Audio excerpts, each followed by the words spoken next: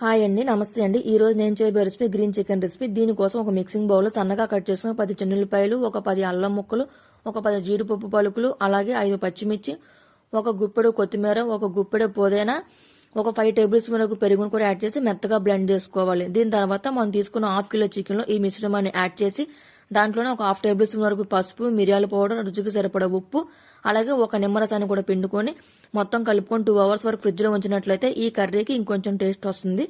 దాని తర్వాత ఒక ప్యాన్ లో ఒక 5 టేబుల్ స్పూన్ వరకు ఆయిల్ పోసుకొని కొంచెం కరివేపాకు, 4 పచ్చిమిర్చిని కూడా యాడ్ చేసి ముందుగా నానబెట్టుకున్న చికెన్ కూడా యాడ్ చేసి దీంట్లో ఉన్న నీరు మొత్తం ఇంకిపోయి ఆయిల్ తేలేదాకా మగ్గనివ్వాలి. ఇలా మగ్గనిచ్చిన ఈ మిశ్రమంలో ఇంకొంచెం నిమ్మరసాన్ని యాడ్ చేసి కొంచెం కొత్తిమీర కూడా వేసుకొని మనం ఒక ప్లేట్ లో సర్వ్ చేసి చపాతీలో గానీ రైస్ లో గానీ తిన్నట్లయితే ఈ కర్రీ చాలా బాగుంటుంది ఫ్రెండ్స్. ఒకసారి మీరు కూడా ట్రై చేయండి. మా వీడియో మీకు నచ్చినట్లయితే లైక్ చేయండి, షేర్ చేయండి, సబ్స్క్రైబ్ చేయడం మాత్రం మర్చిపోమాకండి. Thanks for watching my videos.